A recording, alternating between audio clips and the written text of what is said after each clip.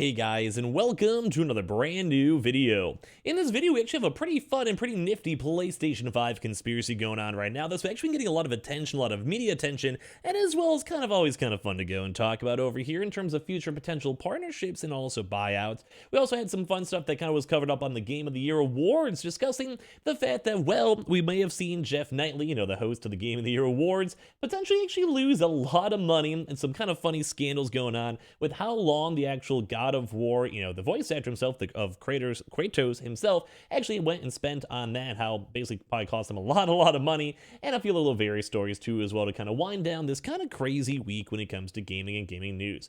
Now, I want to let all of you guys go and know in the first place, I appreciate you guys all so much for watching. Make sure you guys are subscribed with the notifications on as well for the brand new PlayStation 5 giveaway, in case you guys want to rock that on out. Same with the Xbox for $500 cash. You guys get to pick and choose. We'll be into that pretty soon. We also do have the brand new Samsung promotion going on where they have PS5 and Xbox or PC SSDs super on sale, all linked down below in the description and in the comment section too. So thank you, Samsung, for working with us again. We also have the Amazon links, Target links, Twitter and Twitch links, and all that stuff down below. And let's dive into the news. So there's actually been kind of a first and foremost, kind of a funnier random news story going on over here.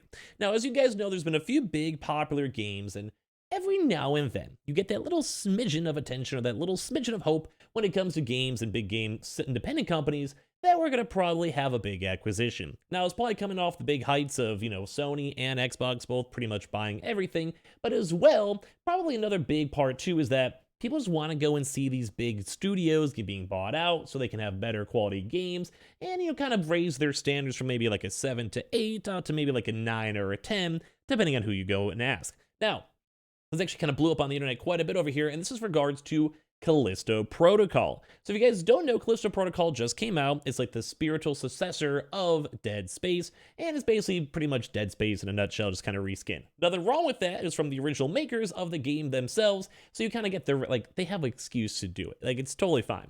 But when it comes to this one, people are actually looking into their credits and seeing a lot of Sony people. Now, as I mentioned, a lot of folks are very big on the acquisition and, oh my god, what's going on? And is Kojima gonna go and randomly start working with everyone and everything all in between? And with this, we have now seen a lot of these comments floating around. So it originally came out from two different things.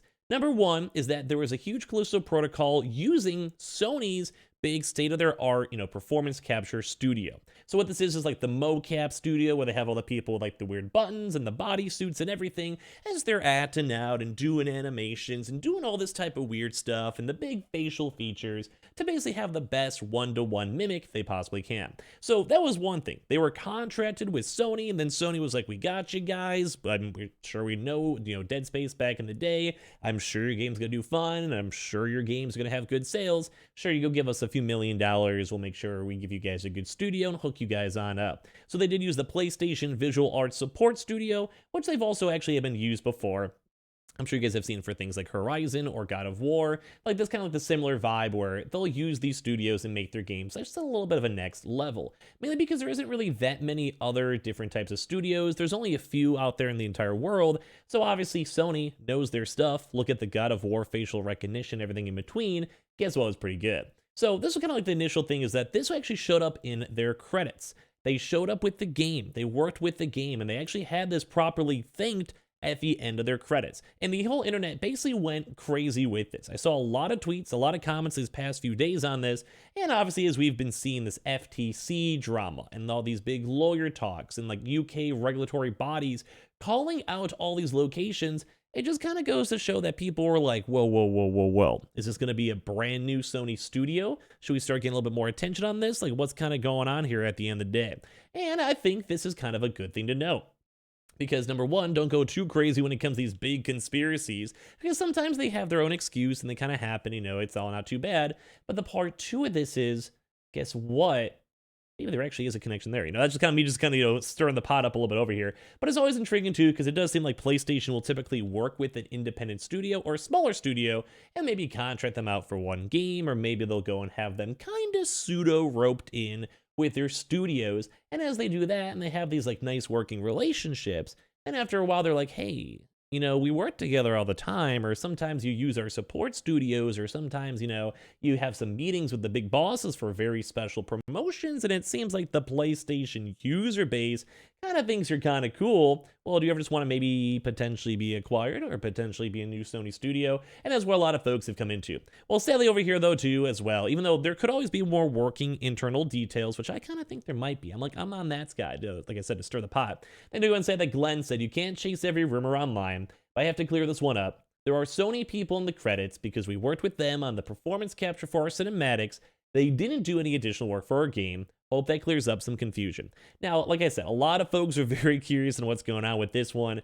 I don't know, this might be more than meets the eye, and maybe could be dependent on how good the game actually sells, and everything else all in between, but it's intriguing enough to know, and this kind of goes into some of the Kojima side, because don't forget, Kojima is still technically independent, and people were very gung-ho on them thinking that it will be a PlayStation studio, like Kojima Productions will be a PlayStation studio.